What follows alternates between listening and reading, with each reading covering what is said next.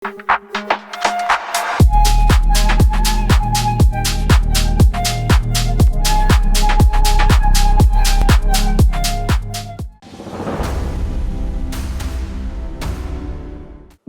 Gavaskar trophy కోసం భారత cricket జట్టు ప్రస్తుతం ఆస్ట్రేలియా పర్యటనలో ఉండడంతో అక్కడే నూతన సంవత్సర వేడుకలను జరుపుకున్నారు. ఆస్ట్రేలియాలోని సిడ్నీలో టీమిండియా క్రికెటర్లు న్యూ ఇయర్కు స్వాగతం పలికారు. అయితే న్యూ ఇయర్ వేళ భారత స్టార్ క్రికెటర్ విరాట్ కోహ్లీ తన భార్య అనుష్క శర్మతో కలిసి సిడ్నీ వీధుల్లో కనిపించారు. ఇందుకు సంబంధించిన వీడియో ప్రస్తుతం సోషల్ మీడియాలో వైరల్గా మారింది.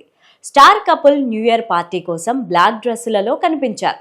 విరాట్, అనుష్క ఒకరి చేయి ఒకరు పట్టుకొని వీధుల్లో నడవడం ఆ వీడియోలో ఉంది. ఈ వీడియోలో విరాట్, అనుష్కలకు కొద్ది దూరంలోనే దేవాదత్ పడిక్కల్ కూడా ఉన్నారు.